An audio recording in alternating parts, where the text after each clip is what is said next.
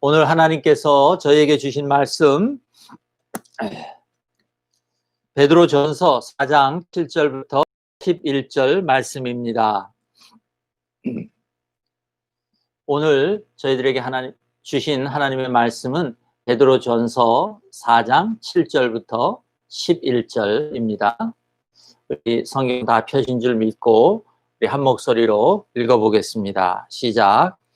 만물의 마지막이 가까이 왔으니 그러므로 너희는 정신을 차리고 근신하여 기도하라. 무엇보다도 뜨겁게 서로 사랑할지니 사랑은 허다한 죄를 덮느니라. 서로 대접하기를 원망 없이 하고 각각 은사를 받은 대로 하나님의 여러 가지 은혜를 맡은 선한 청지기 같이 서로 봉사하라.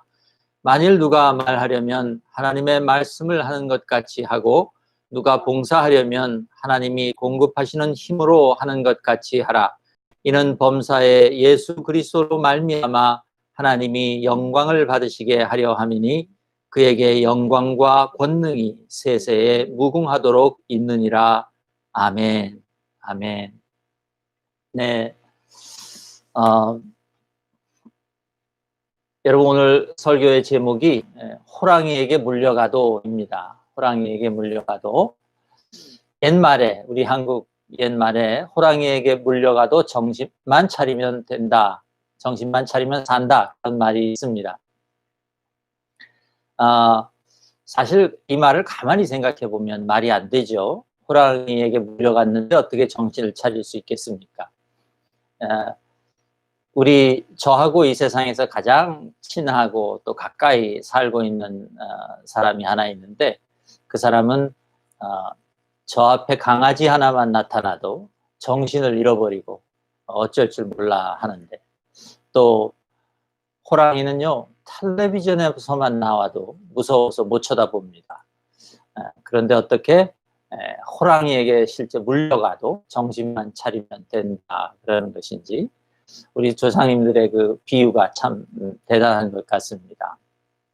그런데 여러분, 성경에 호랑이는 아니지만 사자와 곰을 상대했던 사람이 있었죠. 다윗입니다. 구약성경 사무엘상 17장에 보면 다윗이 이런 말을 하는 장면이 나옵니다. 17장 34절 35절인데요. 주의 종이 아버지의 양을 지킬 때에 사자나 곰이 와서 양떼에서 새끼를 물어가면 내가 따라가서 그것을 치고 그 입에서 새끼를 건져내었고 그것이 일어나 나를 해하고자 하면 내가 그 수염을 잡고 그것을 쳐 죽였나이다. 예, 이게 다윗이 실제로 한 말인데요. 그 다윗도 조금 과장을 많이 하는 그런 사람이 아니었나 그런 생각이 듭니다. 수염을 잡고 그것을 쳐 죽였다. 네, 그렇게 말했어요. 여러분, 다윗이 이런 말을 했을 때, 이 말을 했을 때 이스라엘은 아주 국가적으로 큰 위기에 봉착해 있었던 그런 시기입니다.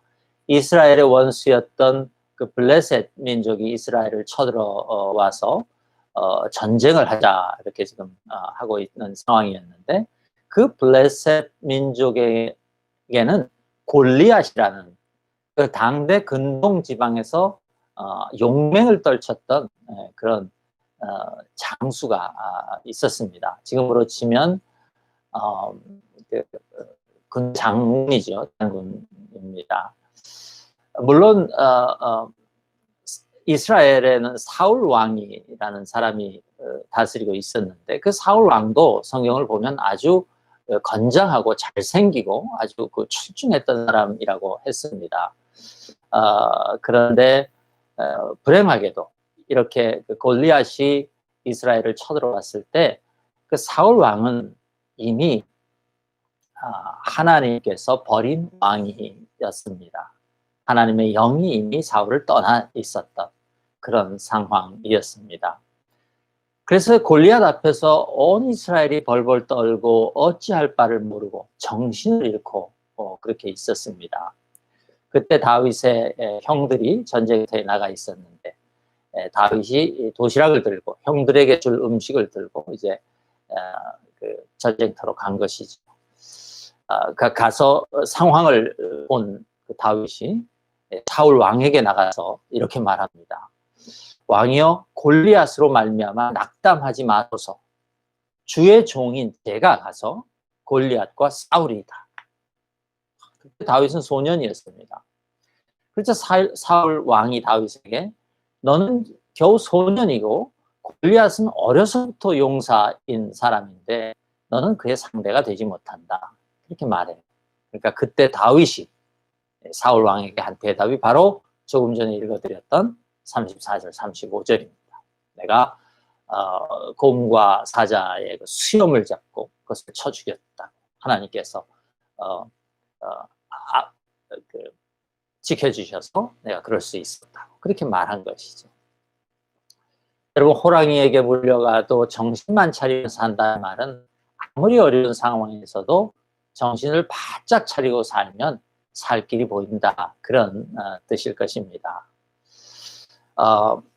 베드로 사도가 편지를 썼던 이 성도들, 또 교회, 베드로 전서를 읽어보면 그 사람들도 자신들의 삶에 있는 그 고난 때문에 정신을 잃을 그런 지경이었었던 것 같습니다. 그러니까 오늘 본문에 보면 정신 차리라고 하지 않았습니까? 베드로 사도가. 베드로 사도는 지금 만물의 마지막이 가까웠다, 그렇게 말합니다. 그러니까 그 말은 지금 이 세상에서 우리가 보고 있는 일들, 지금 우리 눈앞에서 일어나고 있는 일들, 그것의 끝이 멀지 않았다, 그런 말이죠. 만물의 마지막이 가까웠다 그랬으니까요. 그렇다면 지금 우리가 눈앞에서 보고 있는 일어나고 있는 것들이 끝이 오면 이제 그 안에서 받고 있는 우리의 고난도 끝날 것이 아닌가. 사도 베드로는 그렇게 말하고 있는 것입니다. 그러니 우리는 지금 정신을 바짝 차리고 깨어 있어야 된다, 그렇게 말하는 것이에요.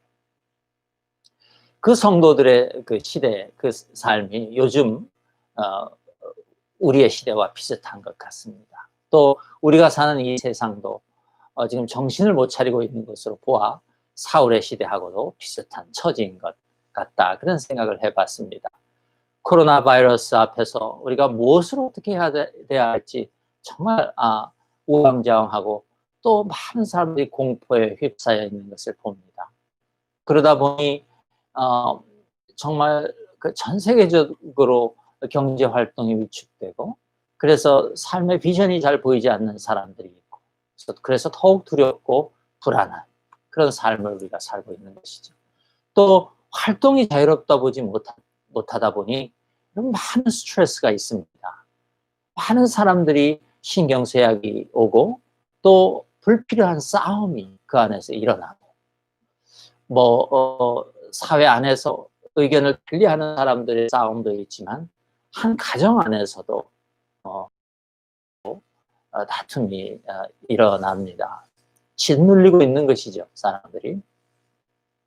엎친 데 덮친 격으로 이럴 때 또 우리에게 그 평소에 없던 사소한 일들이라도 겹치게 되면 정말 우리가 쉽게 해결할 수 있었던 문제들도 지금은 결코 가볍지 않은 그런 문제로 우리에게 다가오는, 그런 무게로 우리를 짓누르는 그런 상황 가운데 우리가 있습니다. 여러분, 개인들과 사회만 그렇습니까? 교회들도 허둥대기는 마찬가지인 것 같습니다. 예배를 리오픈해야 된다고 하지만 또 그래서 막상 이제 열어놓고 보니 교인들의 참석이 적어서 실망하는 그런 목사님들도 있다고 합니다. 또 예배에 참석한 교인들은 막상 기대를 가지고 다시 예배에 갔는데 찬양도 마음대로 부르지 못하고 또 마스크를 쓰고 예배 시간 내내 그렇게 있어야 하고, 그러니까 또 교인들도 답답한 그런 가운데서 예배를 드리게 되고, 그런 일들이 있다고 제가 다른 목사님들 통해서 들었습니다. 카톡방이 있고 또 줌 같은 그런 테크놀로지가 있어서 그것을 이용해서 서로 친교도 해보려고 하고 얼굴도 마주보고 그렇게 해보지만 또 그런 것 가지고는 성도의 교제도 안 되고 또 목양하기도 참 어렵다. 그렇게 말하는 사역자들의 목소리도 저희가 듣습니다. 여러분 정말 지금은 혼란스럽고 어찌할 바를 모르는 그런 정신이 없는 그런 시간이다. 우리가 그렇게 말할 수 있겠습니다. 여러분 이럴 때일수록 오늘 사도 베드로는 우리에게 정신을 차려야 된다 이렇게 말합니다. 이 고난이라는 호랑이 앞에서 우리가 정신을 차려야 된다 말하는 것이죠. 사도 베드로가 성도들에게 어떻게 우리가 정신을 차릴 수 있는가? 지금 그렇게 막 밀려오는 고난 속에서 우리는 어떻게 하면 정신을 차릴 수 있을까? 우리에게 세 가지를 말씀해주고 있습니다. 하나가 첫째가 기도이고, 두 번째가 사랑이고, 세 번째가 감사입니다. 먼저 기도하라고 합니다. 여러분 기도한다는 말은요, 하나님을 신뢰한다는 말입니다. 어려움이 닥칠수록 정신을 차리고 기도해야 합니다. 정신을 차리고 근신하라는 표현이 나왔는데 그것은 둘 다 사실은 같은 말입니다. 정신을 차리라는 말과 근신하라는 말은 비슷한 말인데요. 깨어서 집중하라 그런 말입니다. 그런데 우리가 깨어서 집중하기 위해서 우리가 기도해야 되는데요. 그때 주의해야 할 것이 하나 있습니다. 우리가 무엇에 집중해야 하는가 하는 것입니다. 우리가 집중해야 할 대상이 무엇인가 하는 것이죠. 여러분, 우리가 기도해야 하지만 우리의 기도의 행위 자체가 우리가 집중해야 되는 것은 아닙니다. 잘 들으시기 바랍니다. 우리가 집중해야 하는 것은 하나님입니다. 우리가 하나님께 집중하기 위해서 우리는 기도하는 것이죠. 기도 자체가 우리의 집중의 대상은 아니다 그 말입니다. 하나님께 집중하기 위해서 우리는 기도가 필요한 것입니다. 다른 말로 하면 우리의 기도가 하나님을 신뢰하는 행위가 되어야 하는데 그러기 위해서는 나의 기도의 행위를 믿는 것이 아니라 나의 기도를 들으시는 하나님을 믿고 그분께 집중하는 것이다 그 말입니다. 이 말을 한 걸음만 더 들어가서 제가 설명을 해드리면요. 하나님께 집중하고 하나님께 신뢰한다는 말은요. 우리 기도의 결과를 주님께 맡긴다는 뜻입니다. 우리가 기도했고 어떤 일이 우리에게 벌어지든지 그 우리 기도의 결과가 하나님의 응답이라고 믿을 수 있어야 한다 그 말입니다. 그것이 우리가 하나님을 신뢰하는 것입니다. 그리고 그것이 우리가 하나님께 집중하는 것이. 여러분 우리가 기도하는 이유가요. 하나님이 안 된다고 하시는데도 불구하고 때를 써서 내가 원하는 것을 받아내기 위함이 아닙니다. 그렇죠? 우리가 기도하기 이전에 이미 하나님께서는 우리에게 필요한 것을 다 아신다는 사실을 우리가 알고 또 믿습니다. 하나님은 또 언제나 우리에게 선한 것을 주기를 원하시는 분이라는 것도 우리가 압니다. 예수님께서 그렇게 말씀하셨죠. 마태복음 7장 17절에 보면 너희 중에 누가 아들이 떡을 달라 하는데 돌을 주며 생선을 달라 하는데 뱀을 줄 사람이 있겠느냐. 너희가 악한 자라도 좋은 것으로 자식에게 줄 줄 알거든 하며 하늘에 계신 너희 아버지께서 구하는 자에게 좋은 것으로 주시지 않겠느냐. 그렇게 예수님께서 말씀하셨습니다. 그렇습니다. 우리에게 무엇이 필요하고 우리에게 무엇이 가장 좋은 것인지 우리 하나님은 다 알고 계십니다. 우리는 다만 그 하나님께 집중하기 위해서 기도의 자리로 나아가는 것이죠. 그리고 하나님이 무엇을 주시든 그것이 우리에게 가장 필요한 것이고 우리에게 가장 선하고 좋은 것이라는 것을 우리가 믿음으로 확신할 수 있기 위해서 우리는 기도하는 것입니다.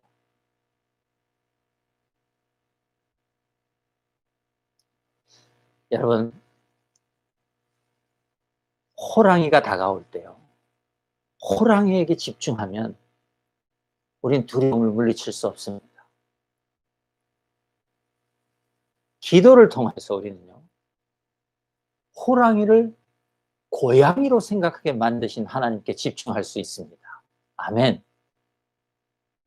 그래서 우리는 그분을 신뢰하는 것이에요. 우리가 기도로 하나님께 집중하면 나를 지금 삼키려고 앞에 다가와 있는 것이 호랑이인 줄 알았는데 기도하고 보니 고양이더라, 그 말.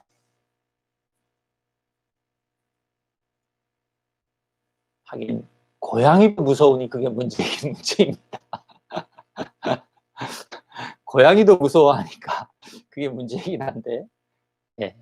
그것이 우리가 하나님께 기도하는 이유인 것입니다. 하나님께 집중하기 위하여. 하나님이 어떤 기도의 응답을 주시든 그것이 우리에게 가장 최선이고 우리에게 가장 좋은 것이고 우리에게 필요한 것이라는 것을 믿음으로 우리가 신뢰할 수 있기 위하여 우리는 기도하는 것이죠. 아멘. 두 번째, 서로 사랑하라고 했습니다. 여기서 서로는요, 주님을 믿는 성도들을 말하는 것이에요. 여러분, 성도는 언제 어디서나 사랑을 실천하는 삶을 살아야 되는 그런 사람들입니다.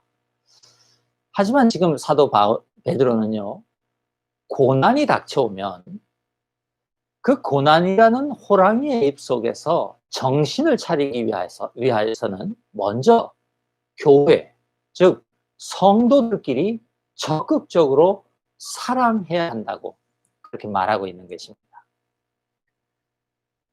모든 사람들을 사랑해야 하고 온 세상 가운데 우리가 사랑을 보여야 하지만 특별한 고난이 우리를 덮칠 때는 우리에게 가장 필요한 것은 성도 간의 사랑이다, 그 말. 여러분, 무엇보다도 서로 사랑할지 그랬습니다. 그러니까 고난이 닥쳐오면 그 어떤 다른 것보다도 가장 중요하고 시급한 것이 우리가 서로 사랑하는 것이다, 그 말. 교회 바깥 사람들은 내버려 두고 너희끼리 사랑해라, 그런 말은 아닙니다. 여전히 우리는 교회 바깥의 사람들을 그리스도의 사랑으로 사랑해야 합니다. 그러나 특별하게 어떤 시기에, 어떤 고난의 시기에는 특별하게 성도가 서로 사랑을 적극적이고 또 열렬하게 그렇게 실천해야 되는 그런 때가 있다는 것입니다. 고난의 때가 그런 때라는 것이에요. 여러분, 사랑은요, 교회 바깥에서든 교회 안에서든 고난에 대처하기 위한 가장 효과적인 대응책입니다. 그건 교회에서만 그런 것이 아니에요. 교회 바깥에서도 문제들을 해결하고 고통을 해결하기 위해서는 사랑이 필요합니다. 사랑이 가장 효과적인 대응책이에요. 그것은 진리입니다. 하지만 문제는요, 세상에는 필요한 사랑이 없다는 것이에요. 여러분, 세상에는요, 사랑 비슷한 것은 있습니다. 그런데 진짜 사랑은 없습니다. 여러분, 세상에는요, 코로나 바이러스 때문에 직장을 잃어버린 사람들에게 실업수당을 지급하는 그런 사랑은 있습니다. 그런데요, 허다한 죄를 덮는 사랑은 없습니다. 오늘 본문에서 사랑은 허다한 죄를 덮는다고 그 사랑을 하라고 우리 사도 베드로가 말하는 것 아닙니까? 그 사랑은 교회만 있단 말이에요. 예수 안에만 있단 말이에요. 세상에는 그 사랑이 없다는 것이죠. 여러분, 며칠 전에 한국에서는 그 박원순 서울시장이 또 자살을 하셔서 그렇게 자세한 내용은 아직 모릅니다만 하여간 그런 일이 있었습니다. 또 여러분 아실지 모르겠지만 노무현 대통령이 자살하신 건 여러분도 알고, 또 그 노회찬이라는 그 아주 뛰어난 정치가요, 또 좋은 분이 몇 해 전에 5천만 원 누구로부터 받은 것 때문에, 정치 자금을 받은 것 때문에 그것을 견디지 못하고 자살했죠. 뛰어내려서. 참 마음이 아프고 답답합니다. 왜 그렇게 사회 지도자라는 분들이 그런 결정을 내릴 수밖에 없었나, 참 원망스럽기도 하고요. 그런데요, 제가 가만히 생각해 보니 그분들이 그런 자기의 실수와 자기의 그 허물들이 밝혀졌을 때 세상에는 그것을 덮어줄 사랑이 없다는 것을 알기 때문에 죽는 것이에요. 그것이 밝혀지면 자기가 당하는 수모와 욕뿐만 아니라 엄청나게 다른 많은 사람들이, 자기의 위치 때문에 자기를 따랐던 많은 사람들이 함께 모욕을 받고 함께 고통을 당해야 되는 것을 알기 때문에 죽은 것이죠. 세상에는 사랑이 없다는 것을 알기 때문에 그렇게 자살하는 것입니다. 여러분, 세상은 그런 곳입니다. 제가 그분들의 자살에 동의한다는 뜻이 아닙니다. 절대 동의하지 않습니다. 그러나 세상은 그런 곳이다, 그 말입니다. 여러분, 그래서요, 우리가 사랑을 할 때도 내 사랑의 행위가 아니라 모든 죄를 덮으시는 예수 그리스도의 사랑에 집중해야 하는 것입니다. 여러분, 교회와 성도들은 어떤 사람들입니까? 모든 죄를 덮으시는 그 예수 그리스도의 사랑을 세상보다 먼저 알았고 세상 사람들보다 먼저 받은 그런 사람들 아닙니까? 그렇기 때문에 우리 안에서 나오는 사랑은요, 우리의 행위여서는 안 됩니다. 우리의 행위는 사실은 세상의 것과 같아요. 우리는 어떻게든 우리가 하는 그 사랑이 예수 그리스도의 사랑이 되기를 기도해야 하며, 또 그래서 예수 그리스도의 사랑에 집중함으로 우리도 함께 사랑의 행위를 할 수 있어야 합니다. 우리의 기도가 기도의 행위가 아니라 기도의 대상인 하나님에게 집중되어야 하는 것처럼 우리의 사랑도 우리의 모든 죄를 덮어주시는 우리 주님 예수 그리스도의 사랑에 집중하는 일이어야 한다, 그 말입니다. 그럴 때만 우리가 서로 사랑하는 그 모습을 보고 세상 사람들이 하나님께서 우리의 아버지시라는 것을 볼 수 있다고 요한 사도가 그렇게 말하지 않았습니까? 예, 그렇습니다. 주님의 사랑은요, 성도들 사이에서뿐만 아니라 온 세상 사람들과 나누도록 우리에게 허락된 것이 맞습니다. 그러나 다시 말씀드리지만 세상이 이처럼 혼돈하고 또 어떻게 서로 사랑해야 하는지 알지 못하고 허둥지둥대는 그런 세상을 옆에 두고 교회와 성도들은요, 정신을 차리고 서로 사랑함으로써 세상이 알지 못하는 주님의 사랑을 세상에 보여줄 수 있어야 된다, 그 말입니다. 여러분, 거기에 더해서 지금 베드로 사도는 뭐라고 말합니까? 사랑하되 뜨겁게 사랑하라, 그렇게 말했어요. 뜨겁게 사랑하라. 예, 우리 성경이 참 멋있게 번역을 했는데요. 여러분, 1장 22절 23절에서도 베드로 사도가 뜨겁게 사랑하라는 그 말을 또 한 적이 있습니다. 너희가 진리를 순종함으로 너희 영혼을 깨끗하게 하여 거짓이 없이 형제를 사랑하게 이르렀으니 마음으로 뜨겁게 서로 사랑하라, 그렇게 말했어요. 그리고 너희가 거듭난 것은 썩어질 씨로 된 것이 아니요 썩지 아니할 씨로 된 것이니 살아있고 항상 있는 하나님의 말씀으로 되었느니라. 1장 22절 23절에서 베드로 사도가 그렇게 말했어요.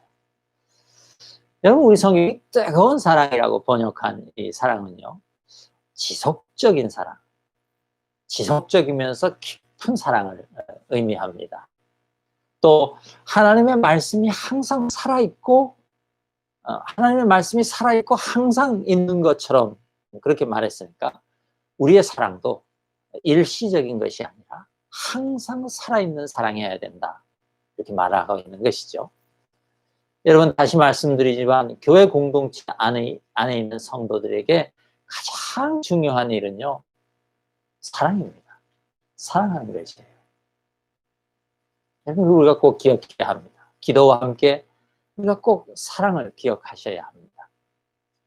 그리고 그 사랑은요, 실제로 자기의 몸을 내어주는 사랑이어야 합니다.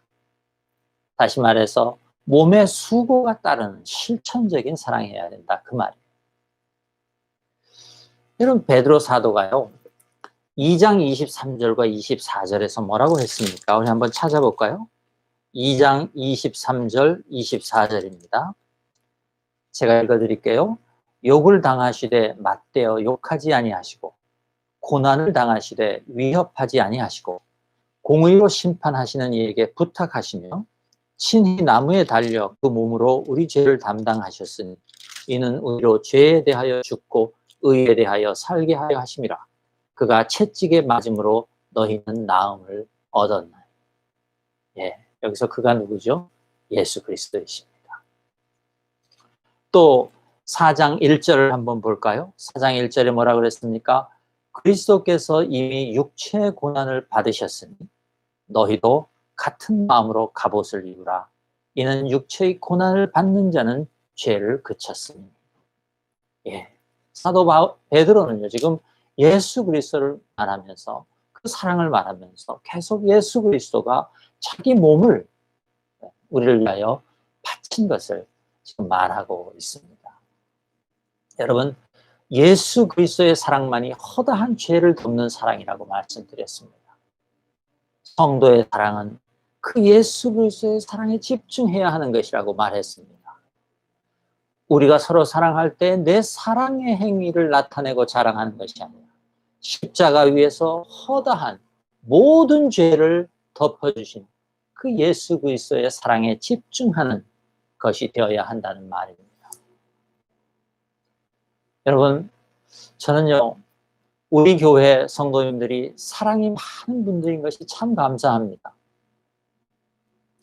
우리 교회는요 지속적으로 몸을 아끼지 않고 수고함으로써 예수 그리스도의 사랑을 나타내 보여주는 분들이 참 많습니다.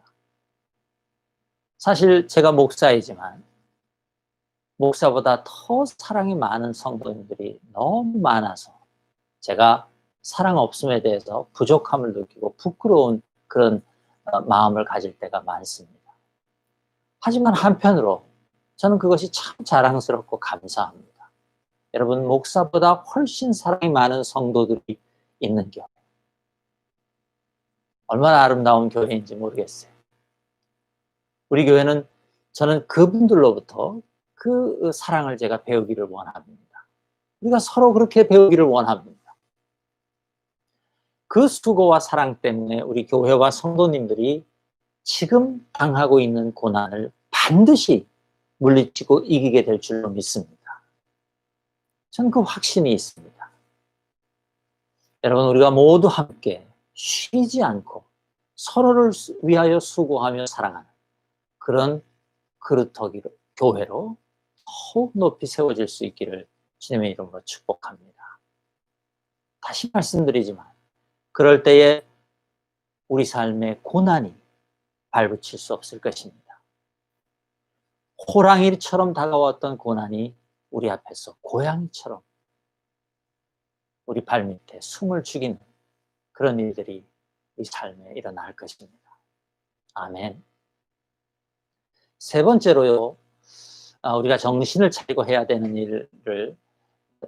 일은 서로 섬기는 것이다. 그렇게 베드로 사도가 말합니다. 10절에 각각 은사를 받은 대로 하나님의 여러 가지 은혜를 맡은 선한 형제같이 서로 봉사하라 그랬습니다. 봉사하라 그랬습니다. 제가 섬김이라고 말하는 것입니다. 영어로 serving이죠. serving. 그런데 여러분, 섬김은요, 기본적으로 다른 사람의 만족과 필요를 충족시켜 주는 거지. 우리가 레스토랑에 가면 서빙 하는 사람들이 와서 우리를 섬기지 않습니까? 비록 우리가 음식값을 지불하고 팁을 지불하지만 그냥 그분들이 우리를 섬기잖아요. 그런데 그 섬기는 분들이요, 내가 먹고 싶은 것, 나의 만족을 위해서 이렇게 섬겨주셔야지, 행하셔야지, 자기 하고 싶은 거, 자기 만족을 위해서 서빙하면 되겠습니까? 그 레스토랑이 살아남을 수 있겠습니까? 예, 또 그 서버가 오래 일할 수 있겠습니까? 말이 안 되는 것이죠. 예. 그래서 우리가 서빙할 때도, 다른 사람을 섬길 때도요, 예, 섬기는 나의 행위에 집중하면 안 됩니다. 먼저 내 섬김을 받는 사람의 필요와 만족에 우리 섬김의 초점이 가 있어야 합니다. 여러분, 교회 안에서요, 또 교회 바깥에는 더 합니다만 얼마나 많은 사람들이 열심히 다른 사람들을 섬기고 봉사하는데 그 섬김을 받는 사람이 컷이 부담스럽고 힘들고 오히려 어렵고 그런 경우가 얼마나 많은지 모르겠어요. 그러니까 내가 섬기고자 하는 사람의 필요와 만족을 충족시키기 위한 그런 것이어야 하는데, 거기에 초점이 가 있어야 하는데 내 섬김의 행위에 초점이 가면 그런 일들이 일어나는 것입니다. 뜻하지 않은 그런 일들이 일어나는 거죠. 여러분, 그런데요, 이 섬김이라는 것을 그 겉으로 나타나는 모양만 보면 이게 사랑과 비슷합니다. 근데 분명히 사도 베드로는 지금 그 사랑하는 것과 섬김을 지금 나눠서 얘기하고 있습니다. 그러니까 지금 베드로에 의하면 사랑과 섬김은 비슷하긴 한데 좀 다른 것이다, 그렇게 말하는 것 같아요. 8절에서 보면 서로 뜨겁게 사랑할지니, 그렇게 8절에서 말하고 나서 9절에 보면 서로 대접하기를 원망 없이 하라 그랬습니다. 그러니까 서로 대접하는 것이 사랑이라는 말이죠. 그래서 제가 사랑을 몸에 수고가 있는 것이다, 그렇게 말씀드린 것이. 몸에 수고가 있는 것. 그러니까 누구를 대접하려면 몸에 수고가 따라가야 하지 않습니까? 그런데 지금 베드로 사도는 섬김을 말하면서 그 사랑의 대접과 좀 구분해서 말하고 있습니다. 사랑에 있어서 중요한 것이 몸의 수고라면, 섬김에 있어서 중요한 것은 베드로 사도에 의하면 은사입니다. 이 은사는요, 뒤에 나오는 그 은혜라는 단어와 사실은 같은 뿌리를 가진 그런 단어인데요. 은사는 하나님이 나에게 주신 재능입니다. 그리고 내가 그 재능을 사용할 때 하나님의 은혜가 나타나게 되어 있는 것입니다. 또 그래서 우리에게 그 재능을 주신 것이고. 그러니까 거꾸로 말하면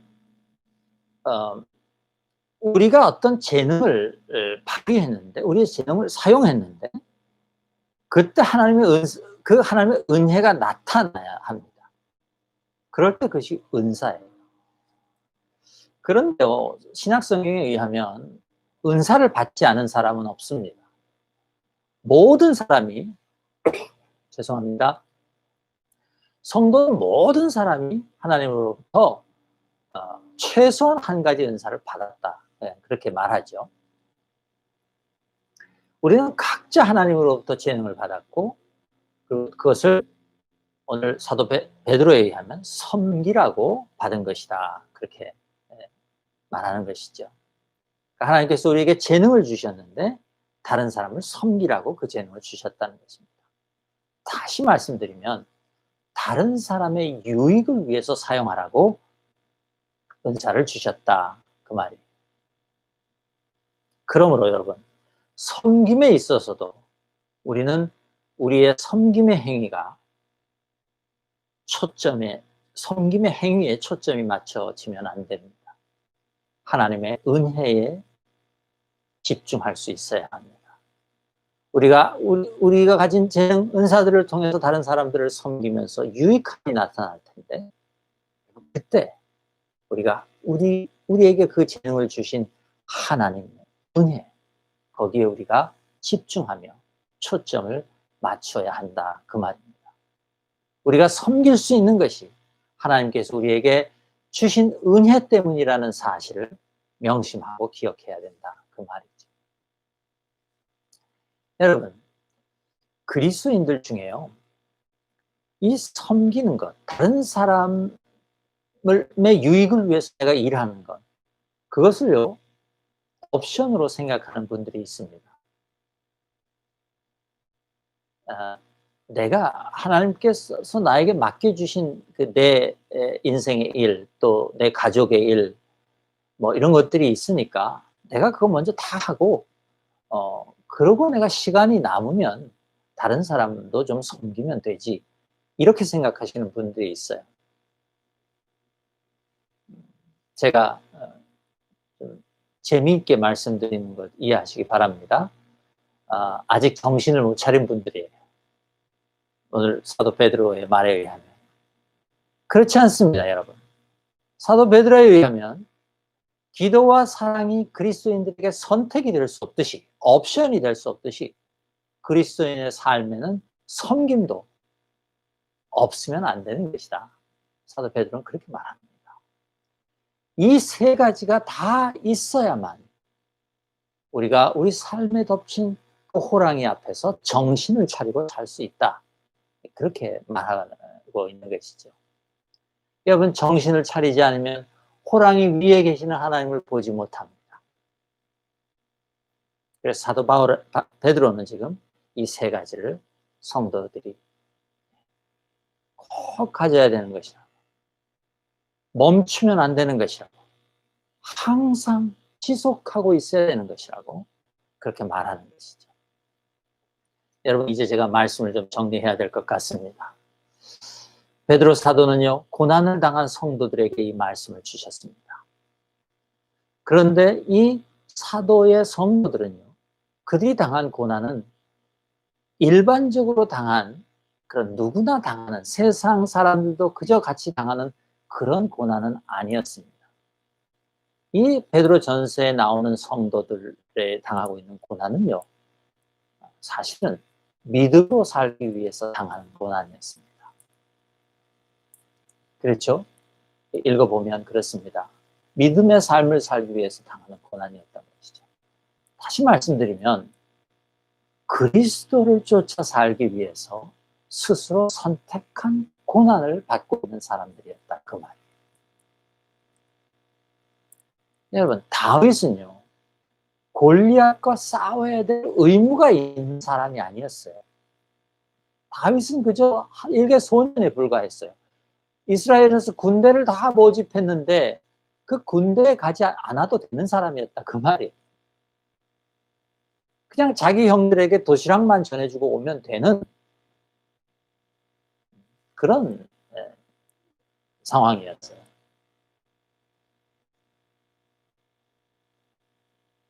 다윗이 비록 주의 종이 사자와 곰도 쳤은즉 살아계신 하나님의 군대를 모욕한 이 할례받지 않은 블레셋 사람이리까 그가 그 짐승의 하나와 같이 되리다.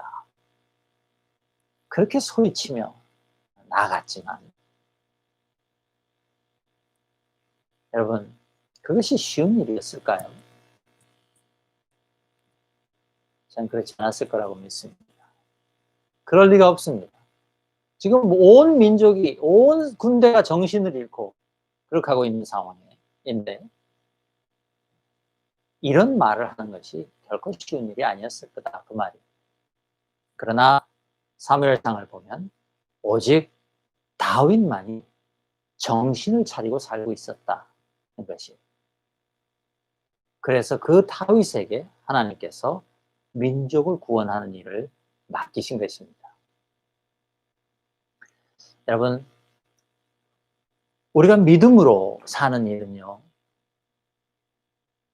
겨우 뜻하지 않은 고난이 찾아왔을 때 그 고난에서 겨우겨우 살아내는, 견뎌내는 그런 일이 아닙니다.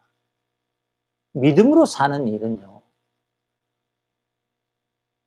어떻게 보면 어떤 상황 속에서도 그리스도를 닮은 삶을 살기 위해서, 믿음의 삶을 살기 위해서 고난을 자처하고 감수하는 그런 삶인 것입니다.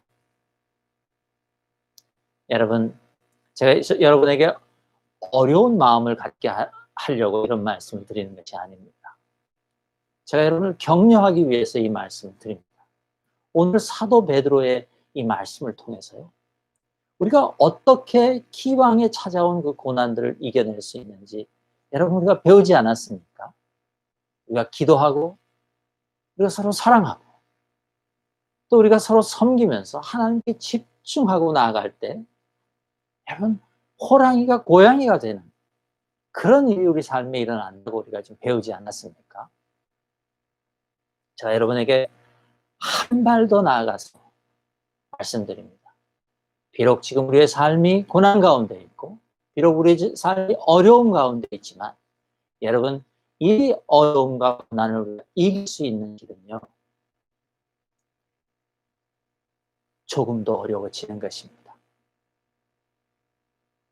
조금 더 기도하는 것이, 조금 더 사랑하는 것이, 지금까지도 잘해왔지만 조금 더 믿음으로 섬김의 삶을 사는 것입니다. 그럴 때에 우리 삶에 있는 고난은 절대 우리에게 손을 대지 못한다고 저는 믿습니다. 여러분, 우리를 덮친 지금 이 고난의 끝이 가까웠음을 믿으시기를 주님의 이름으로 축복합니다. 그 믿음을 가지고 기도하고 사랑하고 섬기면서 하나님께 집중하는 삶을 계속 하시기를 주님의 이름으로 축복합니다. 그럴 때 우리는 반드시 하나님의 놀라운 능력의 손에 붙잡힌 삶으로 나아가게 될 줄로 믿습니다. 잠깐 기도하겠습니다. 하나님 감사합니다. 그렇습니다. 하나님, 우리의 삶이 아무리 어렵고 우리 삶에 닥친 고난이 아무리 호랑이같이 보여도 하나님께서 모든 이 세상의 일들을 주관하고 계시며 특별히 당신을 믿고 당신을 의뢰하고 신뢰하는, 그래서 기도하고 사랑하고 섬기는 당신의 자녀들을 끝까지 지키시고 보호하시는 줄로 믿고 감사를 드립니다. 하나님, 오늘 주님께서 말씀을 주셨사오니 성령으로 우리와 함께 하시며 또 우리의 믿음을 담대하고 용감하게 하셔서 하나님, 우리가 오히려 이럴 때일수록 믿음 때문에 조금 더 수고하고 믿음 때문에 조금 더 우리 삶의 고난을 받아들일 수 있는, 그래서 우리 삶을 통해서 오히려 하나님의 영광이 나타나고 예수 그리스도를 경배하게 되는 그런 삶으로 우리가 나아갈 수 있도록 도와주옵소서. 우리를 구원하신 예수 그리스도의 이름으로 감사하며 기도드리옵나이다. 아멘. 아멘. 감사합니다. 우리 함께 찬양하실까요? 우리 마음에 슬픔이 가득할 때 함께 찬양하겠습니다. 458장이네요. 458장.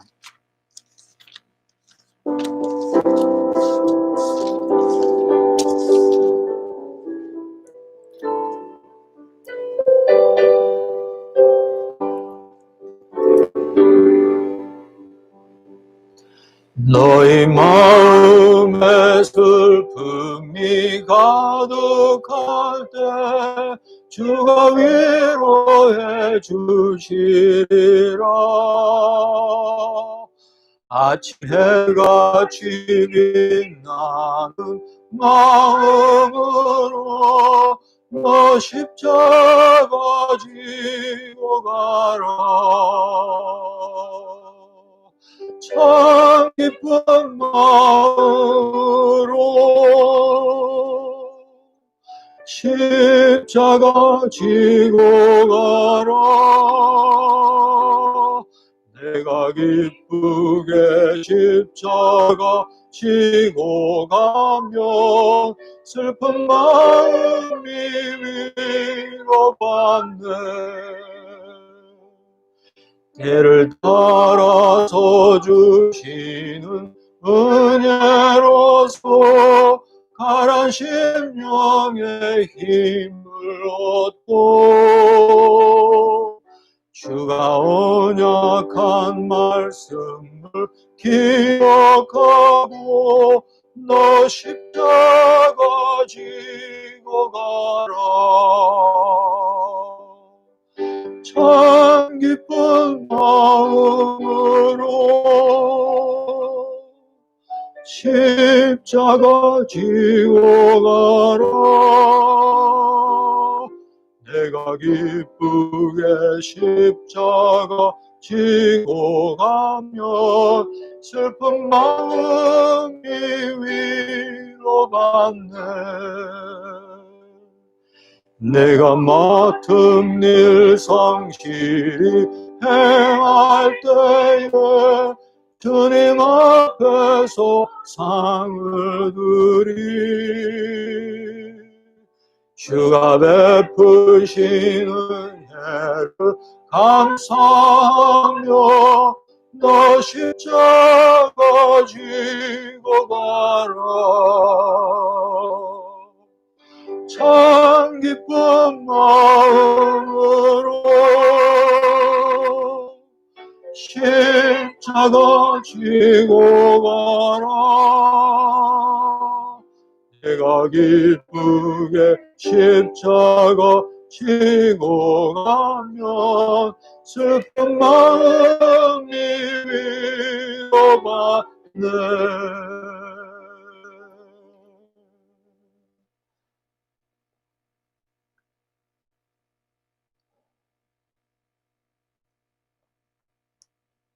우리를 사랑하셔서 우리를 구원해 주시는 아버지 하나님의 놀랍고 크신 사랑과 그 구원을 우리에게 주시려고 죄된 세상 가운데로 오시며 죄악 가운데 있는 우리를 부르시고 당신 안으로 들어오게 하셔서 그 구원의 삶의 경이로움을 알고 누리며 살게 하시는 예수님의 은혜와 이제 베드로 사도를 통해서 주시는 하나님의 말씀을 받고 마음으로 결심하며 하나님께 집중하며 더 기도하고 더 사랑하고 더 섬기는 삶을 받아들이기를 다짐합니다. 그 성도들을 도우시는 성령님의 역사하심이 우리 그리스도의 모든 성도님들과 또 그 가족들 위해 지금부터 영원까지 함께 하시기를 주님의 이름으로 축원하옵나이다. 아멘.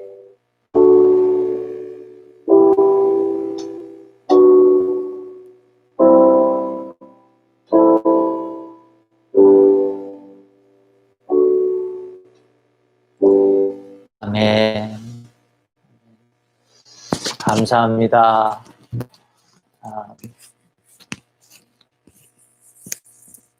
오늘 하루도 여러분 좋은 하루 되시고 행복한 하루 되시기 바랍니다.